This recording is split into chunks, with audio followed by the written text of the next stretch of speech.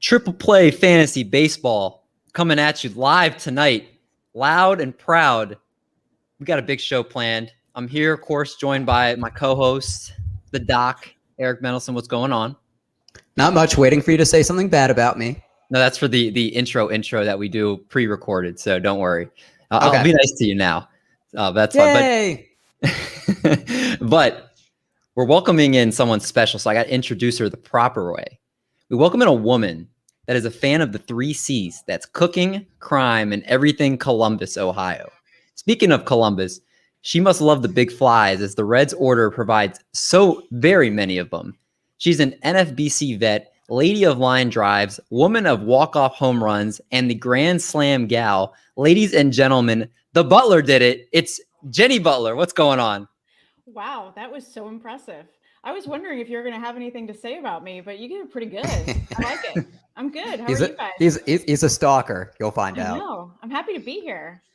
Well, we're pumped to have you on. I talked a little bit pre-recording. You do really well in fantasy baseball. You're an avid NFBC player, and you know your stuff. So I feel like it's always good to have someone like you on the show because the Doc is kind of he needs the book for dummies. He doesn't understand kind of how this works. So I figured one of the best people in the game can help educate him tonight. But I'm curious, before we kind of dive into everything we're going to talk about, can you tell us your journey and how you got started with everything?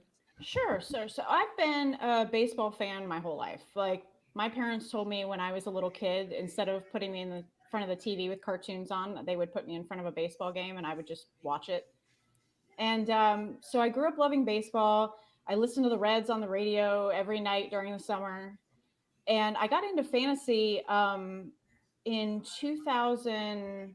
I played a little bit of fantasy football first, and just actually a little bit of fantasy basketball. But I got into fantasy baseball in probably 2005 range, I'm going to guess, in my home league. And I love my home league. I've got really into it, and I just kind of wanted to branch out and like see how I stood up against everybody else. And so when I heard about the NFBC, and I sparked my interest. So I wanted to get into it, and I played an online championship, I think, and a little bit of cut line at first. And then starting in 2017, I flew out to Vegas and started playing in the main event. So the main event, I drafted the first time live in Vegas, which in my opinion is the only way to do it. So I will always go to a live draft whenever I can. It's so much better than an online draft. But yeah, so I've been playing NFBC main event since 2017 and just kind of started dabbling in Twitter a little bit and just kind of replying to people, and people started to gradually sort of, I guess, realize who I am, I think, which is still a weird. But yeah, it's like what I do. It's my main hobby. It's quite a fun hobby. It's a time-consuming hobby. Fantasy baseball, there's no sleep, no rest. But I'm curious though, because this was kind of, they didn't have it last year, obviously, but they did have it. Did you go to the one this year? Mm-hmm. Yeah, I was in Vegas this year. I did 2 main events and I did an auction in Vegas, which, oh my God. Speaking my language. I haven't, so my home league is an auction, but I hadn't played in any NFBC auctions because I really, I say I don't want to do online drafts, but I really don't want to do online auctions. I don't like them. I don't want to do them because it's that button with the +1. I don't want any part of that. So but I had the opportunity to do the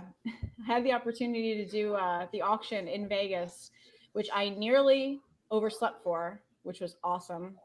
I thought it was at 4 p.m. Turns out it was at 10 a.m. And I realized it while I was laying in bed in Vegas at 8:30 in the morning and just like way far away from the Bellagio. So it was a mad dash to get there, but I made it. And I aspire to be you, Jenny. It helps. The only way I feel like, especially females, I feel like can get into this really seriously is if you don't have kids. It's just Danielle Salinger is a goddess. I don't know how she does it. I don't know. She puts up with Justin. She's got kids. She's getting into it. Like, I love it. But I just found out she's 8 years older than him. Really? Yeah, they put it out today. Wow. She put out a tweet like, I can't believe we met. It was like something like 27 years ago today was the OJ Bronco chase. And she's like, oh, I can't believe it was 27 years old. I was a high school senior. And he was like, yeah, I can't believe I was graduating the 3rd grade. And she's like, this is why we don't have sex. That's hilarious. Oh, God, I love her so much. I love her so much. And I'm here for all the Yancey bullying of Doc that he does every few streams. It's okay. I'm not looking at my phone right now. It's absolutely great. But Jenny, your success, obviously, we're hoping you can help our listeners with some problems. Right now, we're kind of at a weird time. We're at like that 40% mark of the season. So we have enough data to kind of assess, all right, at least we can kind of tell who seems like they're breaking out, who seems like they've been kind of washed for this year. For the most part, obviously, there's still a little bit more than half the season to go. But we got to talk about our 2021 hits and misses as we are to this point. And Shohei Ohtani's on the cover for a reason, for at least he's for me. But we're obviously there's gonna be a lot of players we're gonna discuss here. But again, there's the smashes you've made, the passes that you made at the time that you felt strongly about passing on going into the season. Have they come back to bite you? Have you been right to stray away? I think we're at that 70 game mark. So let's reflect and let's see where we can take our victory laps and maybe offer some humble apologies. So let's start out. Let's be positive first. Jenny, who's your first hit that you were like, I'm going to draft a lot of this player and it's been looking great so far? So I think that for me, my general strategy is that I don't have a lot of like my guys. Like I don't draft the same guy over and over and over again. I mean, part of it is that, it's just a spreading of the risk. But also like I draft very much based on team need at like trying to roster construction, so I think of guys, I don't really do the BAB system per se, but I draft sort of with that mindset. So a guy to me is more of, what stat categories he can provide and things like that, more other than like, I love this one guy this year and I'm going to draft him on every team. So I kind of started to look at, who I have on the most teams. A lot of times those are very late round guys when you're kind of picking and choosing. But, for me, like one of, if you just want to talk sort of strategy, I did a lot of pocket aces. And it's something that I actually was doing when I first started playing the main event. And now, that it's got the fancy name and everything, it's become a thing. But I think it's worked pretty well. I mean, it's obviously lately they've just been dropping like flies, all the aces. But, I think that's part of the reason to get two, because if you lose one, you've still got one left. You're not just completely screwed. So, there was a team on TGFBI, I drafted Castillo. I think it's the only team I have Castillo on, but I drafted Garrett Cole in the first round and Castillo in the second. So, it balances that out, especially because I played Castillo for way, way too many starts. I should have had him on the bench a lot more than I have. But, and I have a lot of Nola who's kind of middling, and I have Giolito who's kind of there. But if you have two of them, it goes a long way. So, I think one of the guys I targeted a lot, and I actually kind of saved him for the main event because I don't like to draft a guy on a ton of my teams, but I saved Brandon Woodruff for the main event. And I think that was a good one to get.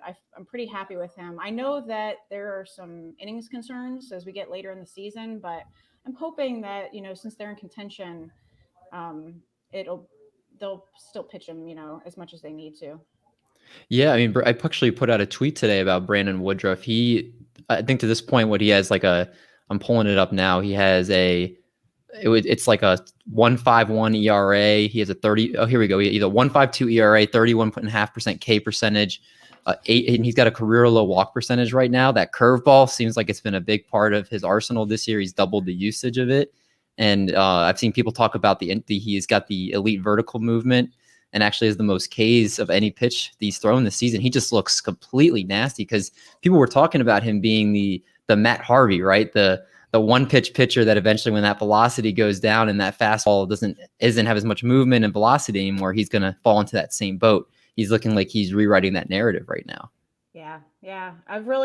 He's really been great. And, you never know. I mean, pitchers can, like I said, can just drop at any moment. But yeah, having him has been pretty nice. And in my first main event in Vegas, I drafted Trey Turner and then him. So wow, good start. Yeah, that's turned out pretty well so far, especially because, there are barely any first round hitters that have been usable.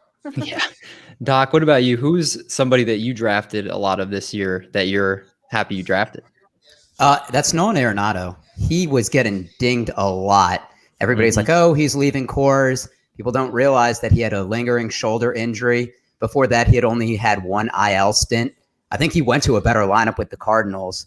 He's on pace for 30 home runs, 98 RBIs, hitting 273. Look, he's not that first to second round block anymore, but I got him in the 4th round of my TGFBI. He has the highest launch angle of his career. His barrel and hard hit percentage are back to his pre-2020 form. He's what Bubba calls a steady Eddie, and I love building those in the early rounds. Yeah, no, I mean, he's someone that you can plug in and he gets the job done. I like the call. Now, Jenny, I'm curious, are there any people that you really liked that just because of your draft position? And I know Yancey coins this, and it is true that as long as it's somebody ranked outside the first 12, you have a shot at anybody. Right. But my first guy that I was really big on, I thought this was the breakout year of Vlad. And I know there's the two camps. There was the ones that were like, oh, I'm not drafting him at his cost. I need to see it. And then there were the ones like myself that I was like, this is the year. And I wrote an article for Fantrax in the last offseason to talk about how people were talking about how the weight loss, they're like, I need to see it with the weight loss. But the fact was, he's heard this spiel a bunch. The fact was he lost the weight. We can turn this into a drinking game. Yeah. He lost the weight throughout the season because they're the first 21 games. He hit 222, 4 doubles, 3 homers. And then the last 39 contests that went up to 286, 9 doubles, 2 triples, 6 home runs. So you kind of already saw that more athletic looking version as the season went on, got that power and bat speed that he was getting from losing the weight. And he was also changing his batting stance, the swing path, plate coverage, and overall athleticism with it. So I was very much in on him, but Jenny, I was going to ask you, I did 10 leagues this year. I don't know how many I'm assuming you're probably in more than I am. 18. Oh yeah. So in 8 out of my 10 leagues, I had either the 10th, 11th, or 12th pick. That's just how it ended up coming out. So I was only able to get him in 2 of my leagues because I wasn't taking him, at the first or the second turn. I was hoping he would fall back to me in the 3rd. And in many of the drafts, he didn't. So I don't have him as much as I would like. Has there been players like that for you just because your draft position that you don't get as much of it as you want? Yeah, I had my eye on Whit Merrifield a lot. And I did not. Both main events, Dusty Wagner. So Dusty Wagner's in both my Vegas main events, and he took him right in front of me both times, and on the way back down in the 3rd round. And I was disappointed. Oh, same. So, yeah. So the auction that I did in Vegas was the last draft I did, and I was like, God damn it, I'm getting Whit Merrifield. I don't care what it takes. And I did. I paid for him. So hopefully it all works out. He's looking, the average is coming up, so I'm not worried. So then who is somebody else, another person that you were kind of had a lot of belief in that whether you have a lot of them or not, again, we talk about draft position sometimes plays a factor, but who's someone you believed in that you feel like has produced so far to what you expected? Yeah. So the other, sort of, I guess, category of guys that have kind of worked out for me are late round outfielders. And so I've heard a lot of people say that they're having a lot of problems with outfield, filling their outfield spots, especially in, the 5 outfielder leagues. And I haven't had that so much. So I think I must have done a pretty good job with choosing them. I have a ton of Randall Grichuk, who's, slowed down, but he's very streaky. So I'm sure he'll have another hot streak. I have a lot of Mark Canha. I have a lot of Hunter Renfroe, Cedric Mullins, guys like that. So I kind of I listen to a lot of podcasts. That's most of the fantasy content that I consume is via podcast. And I just kind of try to take little snippets from people that you can overwhelm yourself with too many differing opinions, but I try to sort of, and I think it's something that I'm fairly good at, that I can sort of listen to everybody's opinion and sort of pick and choose what I like from it. And so, you hear Justin Mason talk about Cedric Mullins, you're like, I like that. That sounds pretty good, and you look into him a little more and you're like, yeah, that's good, So I did pretty well with the late round outfielders, but I think especially Canha and Grichuk, I'm real happy that I have. Yeah, they both have been great. And it's interesting you bring up Grichuk too, because he's someone people were fading because they thought he wasn't going to get the playing time. He was the one that was the odd one out. And I think we're all learning with the amount of injuries we've had this season that you got to draft the people you believe in based on their talent, because injuries are going to happen. So they're going to get their shot if they're good. And I think that's he's Yeah, an and example. it's so easy to say that in retrospect, but then, you're in March and you're just looking at it and thinking, he's got nowhere to play. Like, when are they going to play him? They're not going to play him. But it's so much easier to do at the end of the draft, because you can just take your shot. And if it doesn't work out, it doesn't work out. But, it was hard. It was doubtful. I was doubtful when I drafted him, but I've drafted him for years now and I love him. So I just thought, screw it. I'm just going to take him and hope it works out. And if it doesn't, then it'll be unfortunate. But yeah, I try very hard to lean on skill over role, but it's really hard to do. It definitely is. And I'm wondering next year if the injuries will be like this too, because Who we knows? might go into next offseason being like, if it's anywhere near what it is right now, then we're not going to, it'll be fresh in our minds. And maybe that will make it so we draft differently. Like Jack Drax and Profar is someone else that comes to mind. I feel like people were fading for that same Yeah, reason. yeah, definitely. I don't Um, think I have him on any teams. yeah, I don't think I do either. But the whole Padres situation, Cronenworth, maybe even be a better example of someone on that team. I drafted Cronenworth a lot in the start of draft season. I was loving it. And then when I got nervous, I got cold feet when it started to seem like he wasn't going to get to play enough. And then I got back in at the end because I love a multi-position guy. So Mm-hmm. I will always choose a multi-position guy whenever I can. That's a very good point. Doc, who's another person that you were strong in on here? Well, what's funny is I am a Grand Old Gritchick hater, and I'm eating my words this year. I mean, Jenny took it from me. It's Cedric Mullins. I took him as a late round pick because of the stolen base upside. He had 7 in 48 games. But I also look at the growth he had from 2019, where he hit 094 to 271 in 2020. I figured the offense would improve with a healthy Anthony Santander and Trey Mancini coming back. And you just look, and everything has increased. His walk percentage from 5.2 to 10%. His K percentage has gone down from 24.2 to 18.2. Barrel percentage, hard hit percentage going up. I mean, he had an everyday role last year, playing 48 out of 60 games, and the majority of when Santander got hurt. So he was somebody that I took late and has really paid dividends. Yeah, and I think was one of the things we talked about, just making sure you listen to people talk and kind of keep in the news, because he stopped switch hitting and he went strictly left-handed. And you looked at his splits when he was batting left-handed and he was already successful with it. So when you saw he eliminated it, that kind of credit to Justin, who I know is, I think, the Cedric Mullins guy in the industry. And as you mentioned, Jenny, for identifying that and calling that, because that those small things, sometimes you getting him at that value can pay huge dividends. So Yeah. Doc, I didn't know you were a Cedric Mullins guy. This is the first I'm hearing of it. So so there you go. I'm gonna bring up a guy, and he's had, I won't say he's lit the world on fire here, but he definitely, I think, has been better than most people gave him credit for, and that's Adbert Alzolay, who I picked as one of the pitchers I thought was going to take a step forward this year. And just kind of digging into his profile at the end of last year, he had always had high strikeouts in the minors, but when he kind of unveiled that slider as his go-to pitch the last 2 starts of the last season, he was averaging 12 Ks over those starts. And it was 203 pitches he had used the slider from 2019 to 2020, and he only allowed 3 hits between those 203 pitches on that slider. So the fact that he basically started featuring that down the stretch, I kind of figured he could be like a Dinelson Lamet light, which is kind of what he's been, peak Dinelson Lamet, obviously. But, he's, again, not somebody that's lighting the world on fire, but he pretty much was going at the very end of drafts or undrafted. So he was giving you a lot of value for where you were getting him. Yeah, I'm in two of the 3 Vegas drafts I did had John Pausman in them, which like I have no hope. Like he's so good. He gets everybody. But I saw him get Alzolay on both of the teams that I'm in the league that I'm with him, and I just thought, damn, that was a good pitch. I hate those people. You're like, gosh, like I have them on my queue. I wasn't ready to take them yet, and I know. they go Those snap. late round pitchers, I felt like were really hard to judge when they were going to go. Rob DiPietro and I are in that tag team league together, Mm-hmm. and we Better be careful not to give away the secrets he was saying. No. But we were during the draft, we had, some late round pitching targets, and they just started going. And it was the first draft that either of us did that was like a fab league. So only 30 rounds as opposed to, a draft champions or a best ball, something like that. So when in those 30 rounds, the late round pitchers went more like in the 17-18 range than in the 22-23 round range, and we started to just see those guys go off the board so fast, all the guys that you have your little star next to on your list, and Alzolay is one of those types for sure.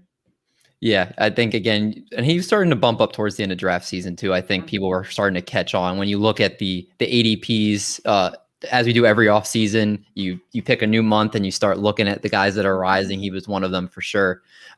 Let's bookmark this and let's talk about our last person that you were in on, or the last type of way you were drafting to find these players you were trying to capitalize on. Jenny, who's that for you? Yeah, so the other sort of category that I was thinking about is I'm usually really big on post-hype young guys, maybe not rookies necessarily, but guys in their, second, third, fourth year that everybody's kind of given up on, or that, people get very emotional about a guy who's burned them. So, if you get burned, you don't want to take that guy again. And I like to take those guys. So I have a lot of Austin Riley. I think that people that spent a lot of fab on him during Fabapalooza got burned pretty bad. He was the win of the Fabapalooza for 2-3 weeks, and then it fell off. So people were angry, and I really thought that he could pull it out this year and really start hitting some home runs. And that lineup is so good, and he's going to have I felt like he had a pretty safe hold on the job. So I really liked him, and I got a good amount of him on my teams. That's great. Yeah, I mean, I think that his K percentage has gone down so much, and he's still giving you the power. He's giving you some average. That was a great pick, and I only have him on like one or two of my teams, and it definitely wasn't a target. I think that's a great way to call out the young talent that I think you even mentioned before. Once they've been in the league a couple of years, and you're like, they're still young, they've had the experience, and now they could maybe put it together this year. It's a great call with Austin Riley. Profar would have fit into that too, and I don't have him anywhere. I missed out on him, but he's another one in that category, I think. Yeah, those great calls on those. Doc, give us your last guy here. It's the pitcher that I say is the most underrated in the game that I get in every league because people don't respect him. Wait, that's who? Chris Bassett. Oh yeah, Chris Bassett. Yes, Chris Bassett. Bassett. round 11 in the NFBC. He has a sub-4 ERA the last 4 years. He had a 2.29 ERA in 2020. Finished fourth in Cy Young voting in 2019. 8 out of his 14 starts this year are quality starts. 3 of them are missing by 0.1 innings because he went 5.2. He's just such a reliable guy that I don't think anybody really talks about. Maybe it's because he plays for the A's. Maybe it's because he's not flashy. I take him every day and twice on Sunday. Definitely. I take him a lot. And then I heard Scott Genstad not be on him, and it scared the crap out of me because not only is Scott Genstad like a great player, but he's an A's fan. And I thought, oh God, does he know something that I don't know? But I just kind of stuck to my guns and kept drafting him. And yeah, I have him on a lot of teams. The only thing I worry about Bassett is every time he throws the ball, it looks like his arm is going to fall off. Like it literally looks like he puts everything he can into his pitching delivery. I don't want to hear that. Not right now. I don't want to hear about max effort. Okay. He does seem like he's a safe guy for the most part. Like he hasn't, as far as, I mean, maybe I'm forgetting, he doesn't have a big injury track record, does he? Not that I can remember. I'm going to knock on wood so I don't jinx anything. I have a terrible memory though, so I'm the wrong person to ask. The last guy I'm going to bring up here, Doc, you can go ahead and pretend I'm muted so you don't have to listen, is the guy that I stuck my name to this whole entire offseason more than any other player. Vlad was number 2, but Dylan Cease was the guy. Oh my gosh, I'm muting myself. Yeah, he was the guy that I stuck my name. And there were a few others out there that also felt like this breakout was coming. And the reason I thought the breakout was coming was because of just studying the torque, the fact that he was working on the torque. And there's no doubting the stuff. I mean, he had a high 90s fastball. He had great breaking stuff, but he couldn't locate.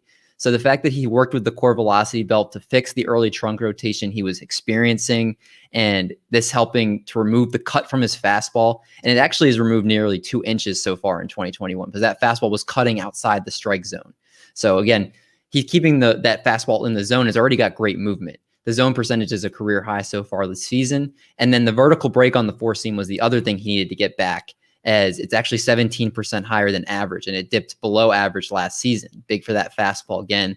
And then the spin rates have been just otherworldly. He's been top 5 in spin rates in fastball and slider spin rates. So, and they actually weren't affected too much with the changing of the ball. And then you have Ethan Katz, the miracle worker. He's changed Lido. He worked his magic with somebody that I didn't hear anybody talk about, and that's Carlos Rodon, who's looked like one of the best pitchers in baseball this year. And Cease is obviously looking great too. He was somebody I was in on. I drafted him. I think the 10 teams I mentioned, I have him on 8 or 9 of them. Nice. So he's definitely the one I was most exposed to. And while he hasn't been, a top 10 pitcher, I thought he would be a top 30 this year. And I think he's just outside the top 30. He's creeping in there. So I've been proud to see what he's been doing, and I think he's putting it together, and he's going to be going a lot earlier next year if he keeps up what he's doing. Yeah. Well, we're about to talk about Carlos Rodon when we get to the misses. I'm foreshadowing, so why don't we get right to it then, Jenny? Who's the White Sox pitcher that you wish you had more of? Carlos Rodon. It's funny. The thing that tears me up inside about the Carlos Rodon breakout is that I've been drafting him for several years now. I've been waiting for it, and I talked him up, and I believed in him, and I drafted him, and he stunk. And now he's good, and it sinks because I don't have him on any teams, and it's just a repeat of the Giolito breakout. I was drafting Giolito, nothing, terrible breakout as soon as I don't have him on any teams. So this year I've drafted Reynaldo Lopez all over the place, and I picked the wrong one. Is he still in AAA? Like he's not even been on the major league roster this year. I don't know. I like, in the vein of like the post type, prospect guys. I liked all of those guys. All those guys had some good pedigree and weren't coming through, and so I tried taking them, and then both guys I've been a year or two too early. So frustrating. And it will be interesting to watch with Rodon how that plays out, because his velocity right now, I think it's like up to 97. He had never gotten anywhere near that high. And the innings, I think, are a concern too. So it'll be interesting to see kind of as we get to the last, 25% of the season, they're going to obviously be in playoff contention. Are they going to start skipping starts, limiting his innings? So that it might, right now, obviously it's bad, but for people that have him that have been riding it, it might be a problem come, when you need him most at the end of the season. So we'll have to see how that plays out. Doc, what about you? So retweet on Rodon. It's like this the 1 year I don't get him, and now he goes off. I interpreted this as guys that you were high on that haven't panned out.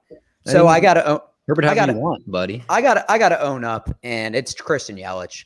And now I know he's been injured for part of the season. I thought we would see the 2018, 2019 version of him. He has a career high walk percentage. We'll start out with the positives at 21.2. He slightly decreased his K percentage, but it was astronomically high last year for him. It was at 30.8. Now it's at 28.5. He just looks less aggressive. He's not swinging as much. He hasn't been as aggressive on the base paths. He's only attempted 6 stolen bases. Granted, he's been successful in 5 of them, but he's on pace for about maybe 15 attempts this year as opposed to the 30 plus that we saw. And his launch angle is back down to 3.3 degrees. And that's similar to the Marlins days where he was a 13, 14-ish home run hitter. I don't know if it's the back problem. I don't know if it's the fractured kneecap. Maybe just all of these injuries are piling up. But I don't expect Christian Yelich to go back to that top, 5 roto player that we thought he was a couple of years ago. It'll be very interesting to see where he goes next year, because if there might be a really significant discount, which might make it worth betting on, but only if there's a really significant discount, I feel like. He just signed It's going to be like Rodon. Yeah. Yeah. It's going to be like Rodon where this is the year that you're out on him and he does amazing and then you hate yourself. Yeah. I mean, I remember when they came out with the back injury, they said they weren't sure what it was. And I think that kind of was scary to everybody when they heard that, because they haven't diagnosed anything. And I think, Eric, you brought up the walk percentage. Great. Walk percentages are great, but for someone like Christian Yelich, like you mentioned, you want him to be more aggressive. You don't want him walking 20+% of the time. You want him to, have a great walk percentage, but you need to be swinging more. And, for what he's being paid for the production you're expecting out of him, every time he's walking, he's not hitting home runs. He's obviously not really stealing bases anymore since the kneecap injury. So it will be interesting to see where he does get ranked next year. The first one I want to bring up, and Jenny, you can tell me how much of this guy you have. I have absolutely zero Shohei Ohtani. He was the person I picked for the cover for this. I was out on him as the pitcher. I said he's going to, he always gets arm injuries every single year. He's just, the injuries have just piled up, and that carries over to his hitting. I was like, he's just not going to be available. And he was especially getting pushed up towards the end of draft season. And I said, look, this is a guy I'll just be out on. The injury concerns and scaring stuff was real for me. And him and Vlad have been the two best hitters in baseball. I'm very upset I have none of him. I understood why I faded him. Did you get any Shohei Ohtani? I don't think so. Yeah, it wasn't because I don't like him. So he's another one where I was, off by a year or 2 years, I guess. So in October of 2019 at First Pitch Arizona, they have either of you been out there? It's so much fun. You have to. No, we're going. I think next time we can go. So they have drafts there, and so I'm sitting there, and drafting with Derek Van Riper and Shelly Verstraete and Justin Mason's in the league. It's just so much. That's just so cool. And so right before the draft starts, I tap Justin. I'm like, do you know how they're going to handle Ohtani this year? Because in 2018, I think when he first came in, he was just a pitcher or just a hitter. I can't remember, but you can only have him one. So we asked, and they said, you can choose every week, whether he's a hitter or a pitcher. And I thought, oh, this is going to be key. So I drafted, this is October. So there's no ADP, there's no anything. So I drafted him in the 5th round and immediately regretted it. Just immediate.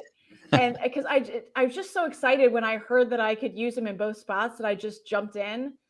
And at the time I thought, you know what? I think he can hit on days that he pitches. I don't think they're going to sit him as much as they thought, as people are saying that they will.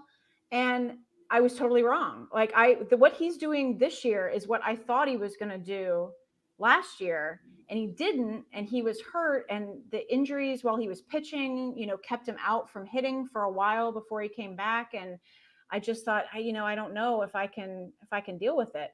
So I was pretty much out this year, which, if you want to get to my next, who I missed on, it was all the UT only guys. I don't have a single one of them, and I wish that I did. It's something that I generally don't do. I know a lot of people say, that it's just don't worry about it. It's not a big deal to fill your utility spot. And for me, I think that it is a disadvantage. It depends on who the guy is. If it's Nelson Cruz, fine, because he's great.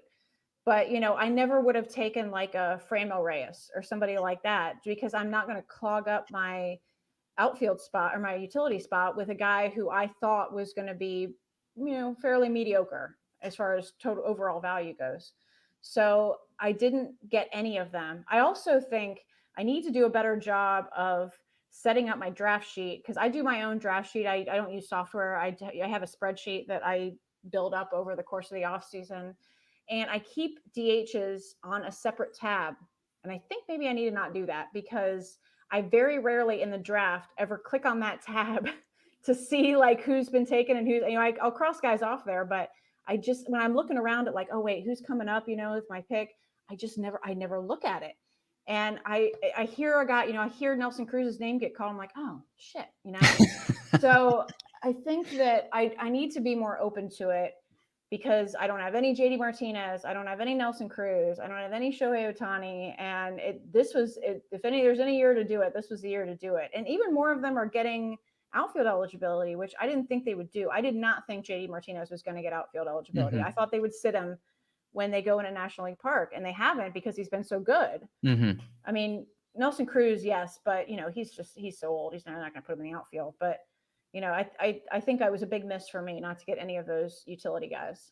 But it's understandable why people sometimes, like you said, avoid them, because again, you have, especially injuries pop up or whatever, you need that spot to be able to plug guys in. That's a spot you can put any hitter in. And if you have someone like a JD Martinez and Nelson Cruz, you're not taking them out of that spot.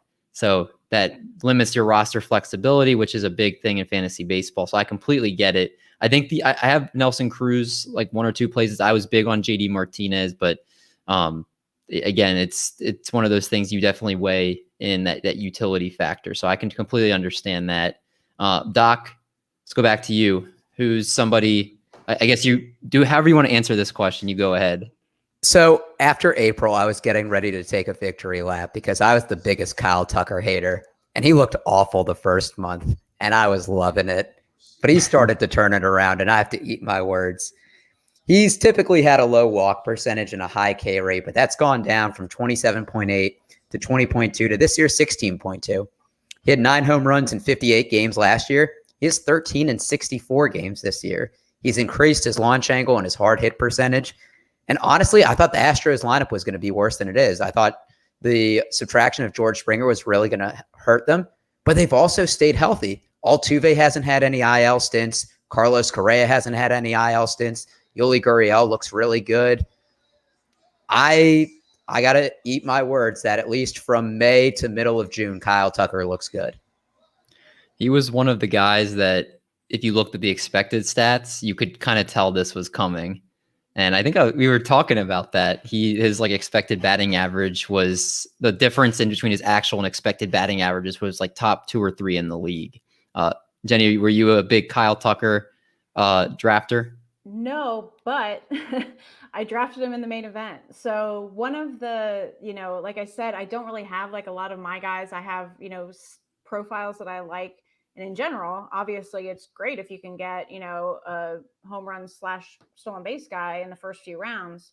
And I was very scared of him, but I did it anyway. I like to diversify, and I like to, at some point you just sort of think there's enough smart people that think he's going to be good that it's not a bad idea to just take a chance.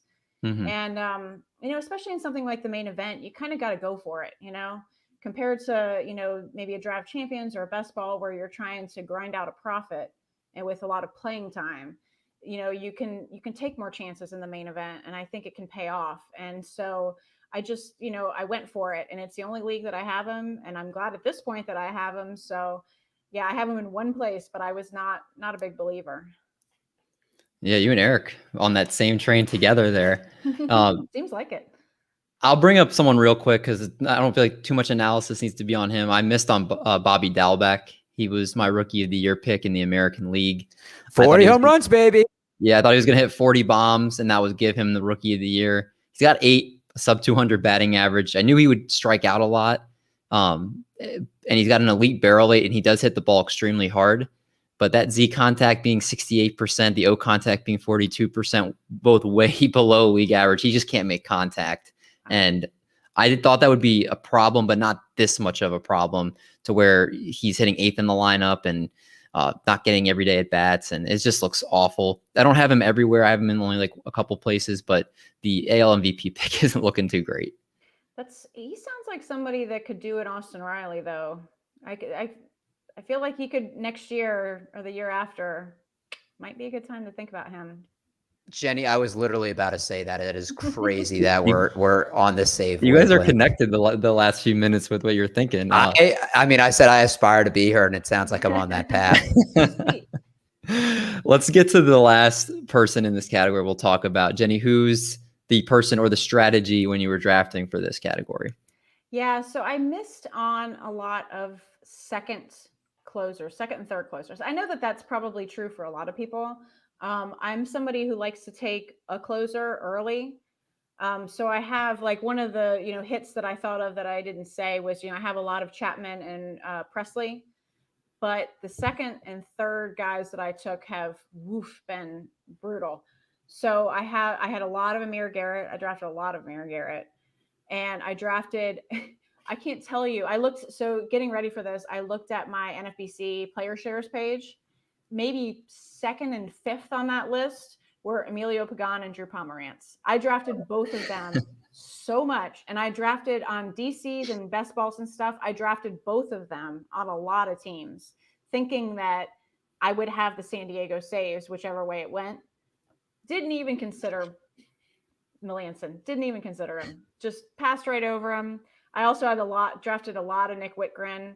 Didn't really consider Class A that much. I knew, I sort of thought it was a Karinchak versus Whitgren kind of thing. And so, take the less expensive guy, the less hyped guy, and didn't even look at Class A. I mean, I'd heard his name a lot, obviously, but I was just sort of like, nope, Whitgren. That's just. Did you hear his name because he's a Did you hear his name because he's a cheater that uses PEDs? We don't forget on this pod. Oh yeah. Yeah, so it's kind of interesting that you bring that up because I listen to a lot of pods as well. I don't feel like Melanson was talked about, at least any that I can remember. I don't think you heard Whitgren's name brought up everywhere. I don't remember hearing Class A as one of the guys like you mentioned. It was the other two. And yeah, I feel like a lot of these closers that kind of came. And Alex Fast is the man. He's a fellow Baltimorean like myself. Oh He's yeah, 20 million times as smarter as I am. I love But he was pumping up Tanner Scott too for the Orioles bullpen, and he never got the job there. So it's very hard to predict these closer roles every single year, even if you listen to people that are extremely smart and know their teams. And like you mentioned with Scott, like the inside thing with Chris Bassett, he's looked great this year. It's just we never know. It's so hard to tell. Yeah, and I like to diversify, and I did not do nearly enough diversification in terms of closers. I took the same guys a lot, thinking that, I thought it through and I kind of figured out what I thought was going to happen. When the real answer is none of us know. We don't Mm-hmm. know. They lie to us. They don't do what they say they're going to do. We all think one of my pet peeves in the fantasy industry is people who say who they think should be the closer because this guy's the most skilled, therefore he will be the closer eventually. I know the team is telling you it's going to be this guy, but no, really it's going to be this other guy because he's got more skills. When it's, in my opinion, teams don't choose their closer based on the most skilled guy. They like to have that guy for flexible, and a Mm-hmm. lot of teams do. So, just saying who you think should be the closer, it doesn't work for me. I want to know who the team wants to be the closer, and that's easy to try to do, not as easy in practice. But I definitely think I should have done a lot more diversification instead of just trying to pick one guy out of each bullpen and just draft him over and over again. Yeah, that's very true. And I think as bullpens get cloudier and cloudier every single year, where there's six guys that we knew for sure had the role, and the other, every other bullpen out there we don't. So it's going to be more important that we probably do that. Doc, give us your last person that you want to talk about tonight. All right, this is going to be brief because you joke around that I hate being wrong. It was Anthony Rendon. Put money on him to win the AL MVP. His walk percentage has gone down, which is something that he excelled at. He was a great contact hitter, and he's not making nearly the contact he was with the Nationals. He's been very streaky this year. He has 9 multi-hit games and 16 games with no hits. So, kind of on both ends. He's had a couple IL stints. And Mike Trout, he's been out. He doesn't really have any protection besides Ohtani. So Rendon was a big miss for me this year. Yeah, I mean, it's been kind of frustrating to watch him play. Jen, do you have a lot of Rendon? I don't, but it's just pure coincidence. There's that little stretch right in that second round, maybe third round there where, Arenado and Rendon and Devers, I guess, probably, we're all going right there next to each other. And I got a little bit of the other two, and I don't think I got Rendon on any teams, but it was not because I didn't want him. I mean, if you could have told me that you would have predicted that Anthony Rendon was going to struggle this year, I think you're probably lying because he's just the safest pick ever. So, maybe he's not as flashy. And I generally like to get guys in the first few rounds to get some steals, but nobody could have, I just don't see how you could have seen this coming. Oh yeah. And somebody that I want to talk about, maybe, I mean, I guess people did see this was coming with him. Jen, I got to ask you about Corbin Burns, who I'm sometimes the type of person that I see how you broke out in a limited sample last year. I need to see you do it again before I pay the cost. He was going, around the third, fourth round. And it hit me hard, especially because in my TGFBI, in the third round, I went pocket aces. I went Bauer and Giolito. And then my draft particularly went heavy hitting. So all the hitters I thought would fall to me in the third round didn't. So I had to reach for Randy Arozarena so I could get some steals in the third, which looked out okay. But then in the fourth, Maeda and Corbin Burns were still on the board when it came back to me. And I thought both were two great values to get there. I went with the safer Maeda because I wasn't sure what Burns could do. And that's definitely impacted my team some. Did you believe in Corbin Burns? Did you think what you saw last year was enough for you to pay the third or fourth round value for him? I don't have any Corbin Burns. I did not think to put him on this list. That would have been a good one to put on the list because I don't have him anywhere. And it wasn't because I was strongly against him. I just sort of didn't know. And sometimes when I don't have an opinion about a guy and you have to take to take Corbin Burns where you had to draft him, you needed to have an opinion about him. So I didn't have an opinion, and so I just sort of glossed over him when I was looking at my sheet. I just sort of would stare at the guys that, I did have an opinion on, and just didn't really draft him anywhere. And I tweeted the other day something about, I need to stop listening to the strategy of, oh, how many innings is he going to get? Because if the guy is skilled and the team is good, you should buy in. And I mean, even if, let's say, Corbin Burns does get, slowed down a little bit later in the year, I think you're probably still going to have gotten quite a profit off of him. So it was a silly reason not to do it. I should have probably looked into him more, but I had no opinion at all, so I didn't get him anywhere. I don't think Doc got any Corbin Burns either. So we're all missing out on the greatness of Corbin Burns. I needed to see it for another season, but I'll admit I didn't get him at all. Yeah, it's interesting also because he changed his pitch mix up each of the last few years as far as like his cutter and curveball being more prominent than last year. So maybe that's what he's doing. He's going to keep the hitters guessing with all the pitches that he does throw. But that was great discussion. I feel like we were able to air out our problems, who we were missing on, be able to take a couple of victory laps, who's doing well so far, who we have some exposure to. One more victory lap? Go ahead. So the thing that I am most proud of myself this year that I have not done, and it's not a draft thing, I have not spent my fab. And I'm very happy about that. As I saw these guys going for crazy prices, I had the FOMO, I was thinking, oh man, I wonder if I should have been more. This might've been stupid, but I don't have any of them. And mostly they haven't worked out. So I'm sitting in a pretty good spot in fab in most of my leagues. And I think that I need to remember this next year and not put in those giant bids. The Jordan Romano and Alex Manoah bids. Merriweather. I was going to say Julian Mer. I completely just butchered his name. Julian Merriweather and Alex Manoah. Yeah, I mean, you have that money, and then you can outspend everybody else later on in the season for $30 for a guy that people can't pay more than 15 or so. The only one I truly regret is Dusty Wagner dropped Edwin Diaz in the main event like 2 weeks ago. Oh man. And I thought it must have been an accident, but I overheard somebody else saying, on a pod, I think that he's going heavy starters, and he did it on purpose to try and flush some money out of the pool. And I bid $353 on him, which I don't think I bid more than like $100 on anybody this season. And I didn't get him. He went for like $490. Wow. And but by the last place team bid it was for something, I can't remember, and currently has like $12 left. Bubba dropped Raisel Iglesias, and I thought it was a mistake. And he went for like $398 in my league. So he probably did something similar where he was trying to pick up more starters. It sounds Raisel Iglesias went like 2 weeks without a save opportunity, though, so I can see the frustration. Yeah. He's also in non-safe situations. He always kills your numbers. He just for some reason always blows up in those circumstances. Yeah. But let's get to the fun part of the show, and that's starting out with the question of the week. Jenny, are you a big Price is Right fan? Love it. Definitely. Love it. I feel like the music sets the tone. So yeah.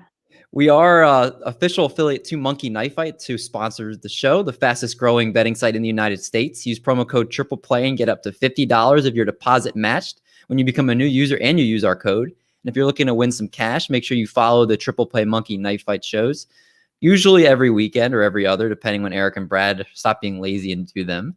Those are 10 to 15-minute shows. They give you a look at the gaming landscape and give you their locks so you can win some money. All right. Our question this week, who do you think is the best cook or chef in Major League Baseball? So, Jenny, who is that player for you? This is really hard. So I couldn't think of a good way to approach this, like, how do you know who's a good cook or not? And I thought, is there like a funny way to approach this? And I couldn't really come up with any like good puns or like, So I went to the best source I could think of, and I asked Shelly Verstraete, who is the best cook in the fantasy industry, in my opinion. I mean, I don't know if you've seen what she bakes, but it's insane. Yeah. And she cooks really well too. So I asked her what she thought, and she gave me Phil Hughes. And I followed Phil Hughes on Twitter after she said that, and he does a lot of really cool stuff. Like, he says he's an aspiring chef and all that. He's, obviously a former player, but I had a really hard time with this one because I feel like, if I were a major league player and, I wanted to eat good, I would just hire a chef, Yeah. So like, who's bothering to like do a lot of cooking in their free time?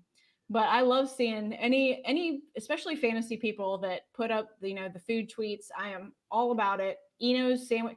Eno put up a sandwich earlier tonight. I don't know if you saw it, but I I'm gonna was pull it like up now. insanely jealous of it. It was like meatloaf and a fried like potato croquettes and some pickled red onions. Pickled red onions are key on a sandwich. And oh god, some kind of like sweet and sour sauce. I don't know. It was amazing. His sandwiches are amazing. Oh my God. That's Yeah, food porn. I know. And Matt Modica has a bunch of good food porn. I love any good food. That does look good. I know, right? He only gave it an 8 out of 10, which is crazy. Yeah, that seems wrong. I just from looking at it, I don't know how, but yeah, I can't come up with it. Oh, Shelly did give me another one. She said that back in the day, Giolito and Carter Keyboom used to bake together, which Really? made me laugh That's out cute. loud. That's cute. I know, isn't it? But that made me laugh. But yeah, I couldn't find anybody good for this one. I'm sorry. No, those are that's two great things of information. I didn't know Phil Hughes did that, and the fact they had they cooked together, Giolito and Carter Carter Keyboom. Keeban. That's awesome. Doc, I'm interested where you went for this one. So the funny answer you could say was Scott Baker because of his last name. See, that's what For I was trying me, to think of. For me, I went Bryce Harper, and if you followed Bryce Harper like his first couple of years, all he would do was post food he'd get in famous cities. And that's the big thing between him and his wife Kay Varner was they would go and try all these restaurants. Who's stalking now? I mean, this was years ago. Everybody stalked Bryce Harper. And I was like, if you get this much food, I feel like you got to become a chef one time. And you're like, hey, babe, let's make this at home. Let's see. So I could see Bryce Harper and his wife cooking during the off season. That's fair. I can see that. I've seen him Googled some like, MLB cooks, just tried to see like if anybody was like famous for it. And like there was this crazy cookbook that was put out several years ago that had like Nolan Ryan's wife's recipe and like somebody else's like sis mom's whatever. And I'm like, none of these are their own recipes. This is the most ridiculous cookbook I've ever seen. That's hilarious. What was the name of the book? Do you remember? I can't remember. No. You can Now I'm gonna have to look this up. I know. So mine, the only reason I'm putting this one is because I had no idea. Eric came up with this question, and I had no idea where I would even look for it. So I kind of cheated, and we interviewed Aaron Savali in the off season, and he for like a couple weeks after we were DMing just food stuff on Instagram. And he orders a lot of Hello Fresh, but he was also like, we were talking about like cooking stuff. So we were sending each other stuff we were cooking too. And I'm not because he's the best chef, but he definitely like put some effort into to make food. So I'm just gonna piggyback and bookmark that and then just say I did see him try to attempt to make food. I would say it's like not like chef elegant kind of cooking, but it gets the job done and it looks decent. So can confirm 2 days after we interviewed him, David texts me, "Hey Eric, I'm still texting with Aaron Savali. This is so cool." Yeah, it would be so cool. Side note, I had to do this like very formal work luncheon sort of thing. I work in like the defense industry, and we did some kind of important work, and we got this like luncheon with some very, with some highfalutin people. And, they had us sitting there around a table with like vice presidents of the company and all this. And it was a group of people that I worked with. And they had us go around the table and say what our hobbies were. And I work with a lot of smart people who are like, I play the violin, and the guy next to me like plays the Japanese flute and speaks, learning Japanese and all this. They come to me and I'm like, I like cooking and playing fantasy baseball. And then it was just like, it felt so awkward because, amongst us, we know what fantasy baseball is and what it takes and what it, but you just say it to a random person especially if they're not even a baseball fan. And it just sounds so lame that I was just like, oh, that sounded so bad compared to everybody else. Do you ever come across where you try to talk baseball with somebody, and then if you get into the analytics and you completely lose them and they're not interested in talking to you about baseball anymore?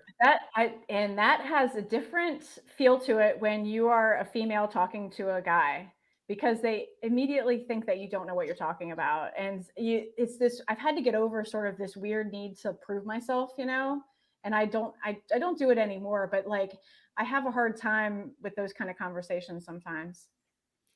Yeah, I feel like, I mean, you and Shelly and Ellen Adair, like, I mean, you guys have shown it doesn't matter. It does, like, a great baseball mind's a great baseball mind, regardless of who you are. And you guys show that. You have the data to back it up. You guys show how well you do in the standings. I know, top of my head, I think Shelly's like in the top 25 in TGFBI. I looked like earlier today. Like, you guys do an awesome job, and I can't imagine what you guys do go through with that, because I think unfortunately, a lot of guys are like that, where they don't think that you guys know fantasy baseball. The reality is you guys are better than most of the guys out there, if not. And somehow, like, me talking, being knowledgeable about it, somehow threatening to their knowledge. Like, if I know it, doesn't mean that I think you don't know it. You don't have to, like, it's somehow like emasculating. I don't get it, but you just have to be careful sometimes who you're talking to. Mm-hmm. It's the competitive nature of guys. Yeah, and I think that it's partly why I've loved getting involved in the baseball community, because I feel like the fantasy community is, especially the fantasy baseball community, is really welcoming, and so it's been great. When I went to first pitch in 2019, I'm sitting there, next to Alex Fast. We're watching the Sleeper and the Bust record their podcast one evening, and I'm sitting next to him. I'm just like, "Hey, are you Alex Fast?" And I'm like, "I'm Jenny Butler." He's like, "Oh, hey, how you doing?" Because I was in the the pitcher list Discord rooms and stuff, and he was like so nice to me and just talked to me for several minutes, and I was just like, "Oh, this is so great. Everybody's so welcoming here." It really is. It's we were very involved in the fantasy football and basketball community, but I think the fantasy baseball community is the most welcoming of the three. They are the best. I don't see any. We do see every once in a while in the football. There's just the guys that are just complete, just pieces of work that say things, but I don't see that too much in the fantasy baseball community for the most part. Yeah. So it's great, and you guys all are awesome at it, and you guys talk well about it, and it's awesome to actually, I know we're not closing the show quite yet, but it's been awesome getting a chance to talk with you for the first time and be able to pick your brain on things, because I know we've talked over Twitter every once in a while, but it's a whole different thing being able to talk about it, being able face to face this way. Yeah, for sure. This is great. But let's get to the last segment of the night, and that's going to be our game of the week. All right, Doc, you have the game. I have no idea what it is. I know that it's not what we played last week. So what are we doing? I am terrified. No, it's not. So the theme of this week, we're talking about hits and misses. And obviously, as fantasy players, we have them, but teams do as well. So what I'm going to do is I'm going to tell you a player from a draft that was a bust. And then I'm going to give you 4 players that have at least one all-star appearance or are notable players that was drafted after them.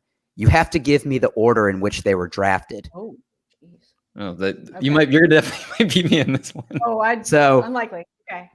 So the first one, and we're going to start with David. In 2010, Michael Choice was drafted by the Oakland Athletics, number 10 overall. These 4 players were taken after him, and you have to give me the order. We have JT Realmuto, Corey Dickerson, Nick Castellanos, and Christian Yelich. I'm going to go Corey Dickerson first, Christian Yelich second. Who was the other one besides JT Realmuto? Nick Castellanos. I'll go Nick Castellanos, JT Realmuto. Okay. And Jenny? Yeah, I'm going to go. See, this is going to expose my lack of knowledge about prospects, but I think Dickerson's first. I'm going to go Castellanos second, Realmuto third, Yelich fourth. All right. Well, Jenny's got 2. David's got 0. The order is Yelich 1, Castellanos 2, Realmuto 3, Corey Dickerson 4. I knew that wow, Corey we Dickerson. we both put Dickerson first. I thought I it was knew like that. he tried to trick us. It seemed like I knew that. Yeah, I knew David would think that I was trying to trick him, which is why I did that. I know always David too assume it's a well. trick question. Oh man. All right. So the next one, the 2012 draft, the Royals took Kyle Zimmer, number 5 overall. After him was these 4 pitchers drafted, and Jenny, we're starting with you. Okay. Lance McCullers, Lucas Giolito, Walker Buehler, and Max Fried. I love, just side note, I love the fact that Giolito and Fried and Flaherty all went to school together. It's just so great. I know. They worked out in the dungeon. I'm going to go Giolito 1, Bueller 2, McCullers 3, Fried 4. Okay. And David? I'm going to go McCullers 1, Giolito 2, Bueller 3, and I forgot who I'm leaving out, but they're 4. Max Fried. Max Fried 4. Okay, so you each got 1 point. The correct order is Max Fried 1, Lucas Giolito 2, Lance McCullers 3, and Walker Buehler 4. So halfway through the game, Jenny's beating David 3-1. Hopefully it's not the Warriors in 2016 that lose it, and she can hold on to this dub. David, we're starting with you. I'm a Cavs fan, so this is the... Oh, that's right. Oh, this is going to be There excellent. we go. Yeah. There we go. All right. In 2014, the Mariners took Austin Jackson, number 6. These 4 players were drafted after him. We have Matt Chapman, Cole Tucker, a.k.a. Disney star, Paul DeJong, and Alex Verdugo. Cole Tucker, Alex Verdugo. Matt Chapman and Paul DeJong. Matt Chapman and Paul DeJong in that order. So wait, what was your order?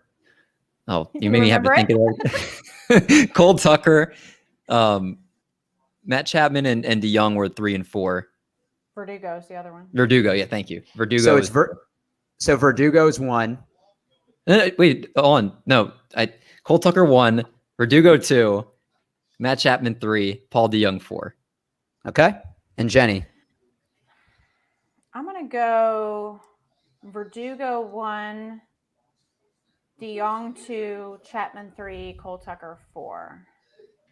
Well, David got 2, and it's a tie game. Oh. The correct order is Cole Tucker 1, Matt Chapman 2, Alex Verdugo 3, and Paul DeJong went 4. See, I assumed it was a trick question before, and then when it wasn't, I thought it's always hard because we try to like pick his brain rather than like the question. Yeah, no, I'm a wily one. So this is the last one. I have a tiebreaker if necessary. In 2016, Mickey Moniak went number 1 to the Phillies. These 4 pitchers were taken after him. We have David's best friend, Aaron Savale, Shane Bieber, Dustin May, and Zach Gallen. Who's first, me?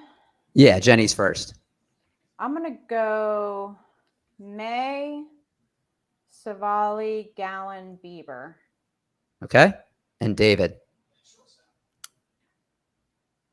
I'm going to go Gallen, May, Savali, Bieber. Wow, you guys each got 2. The order, Savale 1, Dustin May 2, Zach Gallen 3, and Bieber 4. Oh. So the tiebreaker. In the 2011 draft, Sonny Gray was drafted in the first round by the Oakland Athletics. Whoever gets closest to his draft position is going to win. And David, you're first. All right, so he's in the first round, so I'll pick a number randomly. Mm-hmm. I'll say he was 17. Okay. Jenny? I'm going to go Price is Right style and go 18. You want to know what's crazy?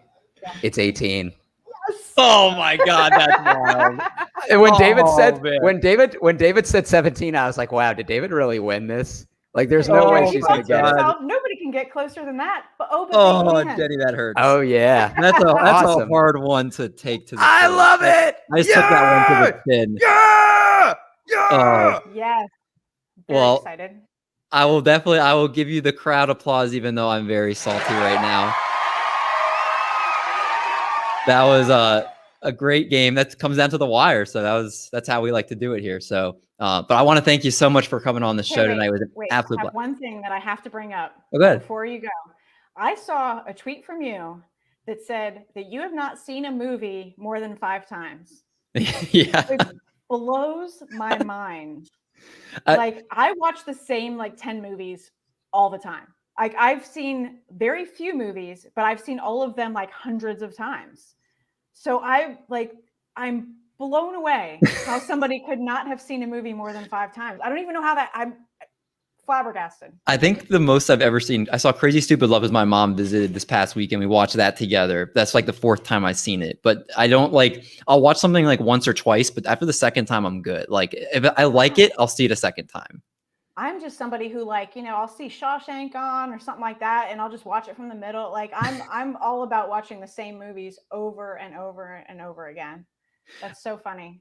But then you like know what's going to happen. And then I feel like it's not like, I feel like part of the enjoyment is like either not knowing what's going to happen or you're like, all right, I know this part's going to happen. I'll watch it again the second or third time. But I guess, I mean, I'm definitely weird in that regard. I'm just so far on the opposite extreme that I saw that. I'm like, could I be interpreting this correctly? Could this possibly be right? I have to ask about this. Well, I think the first one I do, I'll definitely make sure I put it out there because there's, I think, on the top of my head, I've seen like the Longest Yard, Crazy Stupid Love, Limitless with Bradley Cooper. I think those are the first 3 I've seen like 3 or 4 times. That's such a weird list. I don't think I've seen any of those movies. That's funny. Oh, this is turning Really? into a movie minute. I told you I haven't seen a lot, but I see them over and over and over again. So like Fugitive and Shawshank are way up there on movies that I've seen a million times. But when I was a kid, we didn't have cable, and my parents. I'm going to date myself real bad here. We had a beta tape player, Betamax. Yeah. And we had, I think, 5 or 6 movies, and that's all that I watched. I watched Three Amigos, Spies Like Us, Ghostbusters. I forget what else we had. There's like another 2 of them. And I watched like those 5 movies. I've probably seen, I could recite them to you without even turning them on. Like Ghostbusters, I've probably seen no less than 2,000 times. You know what that means is one of these times we're gonna have to get you on our movie minutes. It's like one of the YouTube shows we do where we just do like a 10 minutes or less breakdown of movies. It has to be something that I've seen though, because I told you there's not a long list. So it just has to be, if I've seen it, then I'm all over it. But it's a short list. We'll do a Ghostbusters movie minute, and that'll be perfect. But until then, I just want to thank you again for coming on because this was an absolute blast to be able to talk to you finally, and you fit right in with what we like doing here. So I can't thank you enough. Yeah, thank you so much. This was so much fun. Yeah, and I know you and Rob do the tag team stuff, and I'd heard you on his pod before, and back before the season started. So this was long overdue. I know we wanted to get you back on. And back, but are you feeling better and everything from? Yeah. So like background story, these guys, Dave asked me to be on, and I found out that I was COVID positive like the day before you asked me, and I was just like, I can't deal with that right now. I wasn't really that symptomatic. I caught it. I work in at the time, I'm a chemist, and I work in a company that does a lot of stuff. And so in December or so, we were just all hands on deck with anything COVID. So I was helping out in the COVID lab doing COVID testing, and I got it. So I was, trying to deal with all that. And I was just like, I can't do it right now. Sorry. But no, I was fine. I was very, very little symptoms. The worst thing was that I lost my sense of taste, which, as we discussed, for me was particularly tragic. But, it's back now. So I'm good. I love that you're better and the taste is back. And this is definitely, we have to bring you back sometime. Maybe like at the end of the season or in the off season, you can help whip us into shape for next season too, because we're definitely going to need it after this grind of the season for sure. But everybody, can you make sure you follow her? Jenny, where can they find you on Twitter? Yeah, on Twitter, I'm Jenny Butler 830. And do you anything that you're working on, articles or anywhere they can find work that you're doing? I actually don't do any writing yet. I'm hoping to. The only reason I'm in TGFBI this year is the kindness of Rob DiPietro. He won an entry in Justin's, I think it was Potapalooza or one of those fundraisers that he does. And of course, Robbie has his own entry. So he asked Justin if he was allowed to give it away. And so he gave it to me.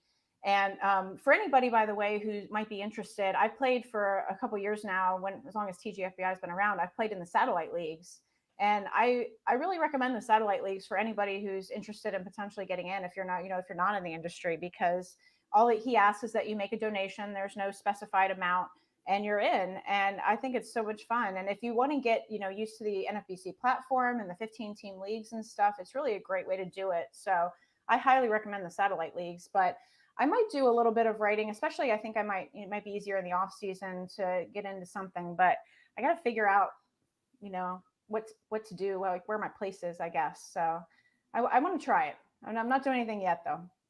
You're going to be great at when you do it. And I'm looking forward to when I see that.